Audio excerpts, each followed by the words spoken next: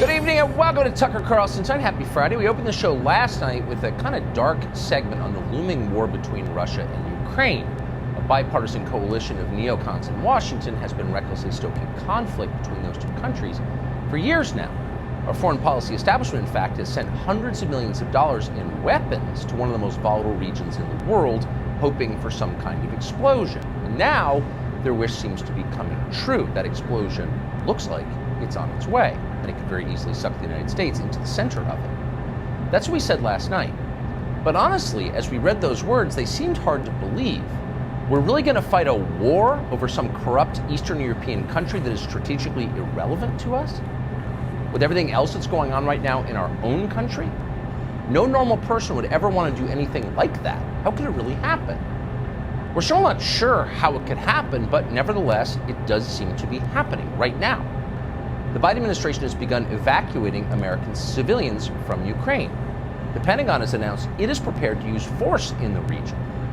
So this country is now closer to a legitimate war than we have been in decades. And to be clear, we're talking about an actual war here, not a protracted series of airstrikes against some impoverished dirt patch they're telling you is an existential threat to the nation. Russia is not Iraq. Russia has nuclear weapons and a real army. A war with Russia is not a joke. It won't be over in a week. So you'd think right now might be the time the President of the United States could explain what's going on here. What exactly are we doing in Eastern Europe and why are we doing it? But no. In an exchange with reporters today, Joe Biden explained that he wasn't going to take any questions at all for fear that someone might ask him about Russia. By the way, the reason we're not going to have any time for questions now is these guys got to get quickly on a plane and go out and do a major announcement in Ohio, and you guys will ask me all about Russia. You guys will ask me all about Russia. And Joe Biden's not falling for that one again. You can see why. A couple of days ago, he tried to talk about Russia during a press conference, and he got the talking points so mangled that his staff had to issue statements afterward informing us that Joe Biden has no idea what he's talking about. Biden's mistake at the press conference was suggesting that maybe war with Russia is not inevitable. In Washington, you're absolutely not allowed to say that. Donald Trump said it repeatedly. They impeached him for it. In Joe Biden's case, his handlers just stepped in and told us a brand new story. Here's White House Chief of Staff and amateur comedian Ron Klain explaining that actually this is what Joe Biden meant to say. And as you listen to it, you may notice that it's the opposite of what Biden actually said. I think it's fair to say the White House has pretty aggressively walked back or clarified, or whatever you want to call it, the president's comments about Ukraine and Russia and whether the president was signaling that a minor incursion might be viewed through a different lens. Whether the president meant to say that at the time or maybe he was being inarticulate, can you afford any gaffes given the stakes right now in all this? Well, I think the president was quite clear and reiterated his point of view this morning very clearly. President Putin should have no doubt any move by the Russian assembled military across the border of Ukraine is an invasion. It will be met with a very severe economic response from the United States and our allies.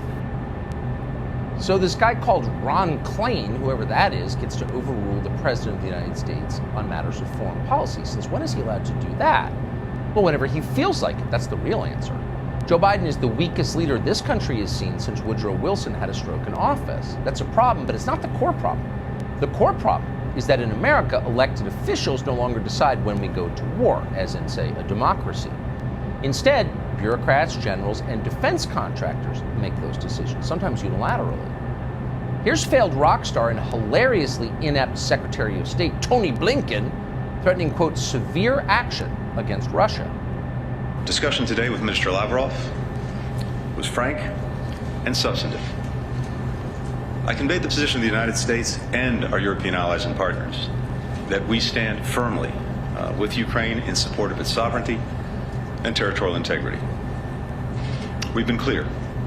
If any Russian military forces move across Ukraine's border, that's a renewed invasion. It will be met with swift, severe, and a united response from the United States and our partners and allies. So the President of the United States is not allowed to talk in public about Russia. He just admitted that today. He might say something that averts war. So instead, the same people who've lost the last 5 wars get to speak for him. Do you feel safer? You got to wonder what voters think of this. Actually, we don't need to wonder what they think. polls show that most Americans are completely opposed to fighting Russia over Ukraine because they're not demented. But do you know who's very much in favor of it? Well, defense contractors, including Pentagon Chief Lloyd Austin's former employer, Raytheon. For defense contractors, war means massive profits, by definition. In just the last few years, the U.S. has spent more than $2 billion on military aid to this nation called Ukraine that most people couldn't identify on a map.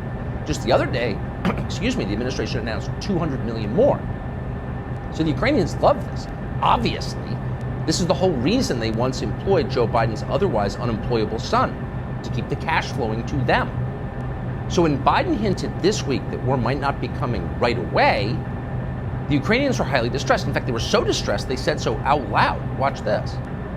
The big concern expressed by one Ukrainian official I spoke to last night is that this offers Vladimir Putin a green light, in his words, to enter Ukraine at his pleasure.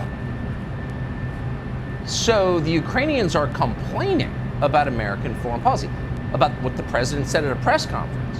The government of some place called Ukraine is demanding that we fight the Russian army on their behalf. Okay, I mean, it's not crazy. You can kind of see why they would want that. It's a lot easier than doing it themselves. The question is, we're the United States, so why are we obeying them? Hey, Sean Hannity.